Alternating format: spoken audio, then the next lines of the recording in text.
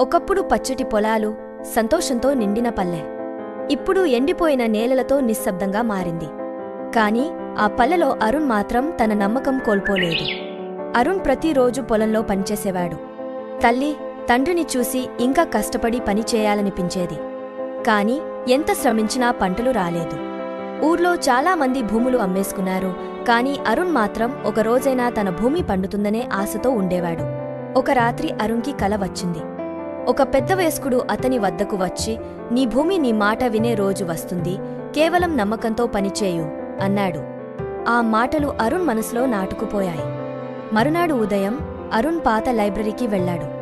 అక్కడ పాత పుస్తకాలు చదివి నేల బలాన్ని తిరిగి తీసుకురావడానికి పద్ధతులు నేర్చుకున్నాడు. అతనికి తెలిసిన పద్ధతులను తన పొలంలో ప్రయత్నించటం ప్రారంభించాడు.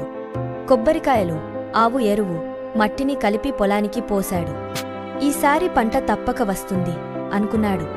ఊర్లో వాళ్లు ఆయన ప్రయత్నాలను చూసి నవ్వుకున్నారు. ఈ పొలం పండదన్న విషయం ఇంకా ఎందుకు అర్థం కావడం లేదు అని అనుకున్నారు.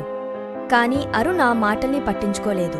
కొన్ని వారాల తర్వాత అరుణ్ పొలంలో మొలకలు కనిపించాయి. చిన్న పచ్చని మొలకలు చూస్తూ అరుణ్ ఆనందంతో నవ్వాడు. మన శ్రమ ఎప్పుడూ విలువ చూపిస్తుంది అని అనుకున్నాడు. అతని విజయం చూసి ఒక పొరుగుని అధికారి అసూయతో అరుణ్ పంటను నాశనం చేయించాడు. పొలాన్ని చూసి అరుణ్ కన్నీళ్లు పెట్టుకున్నాడు. కాని ఆ సంఘటన అతన్ని ఇంకా బలంగా చేసింది. అరుణ్ ఊరి ప్రజలతో కలిసి పనిచేయమని కోరాడు. మన భూమి మన కష్టం తెలుసుకుంటుంది. అందరం కలిసి ప్రయత్నిస్తే భూమి మనకు తిరిగే పండ్లు ఇస్తుంది అని చెప్పాడు. కొన్ని నెలల శ్రమ తర్వాత అరుణ్ పొలాల్లో గోధుమ పంట పండింది. గాలి తాకే గింజలతో పొలం బంగారంగా కనిపించింది.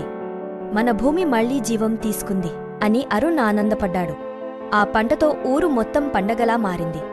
పేదరికం కనుమరుగై మళ్లీ ప్రజలు సంతోషంగా జీవనం ప్రారంభించారు. అరుణ్ కథ చరిత్రలో నిలిచిపోయింది. కష్టం చేస్తే భూమి కూడా మన శ్రమను గుర్తించి రాబడి ఇస్తుంది అని అందరికీ చూపించాడు.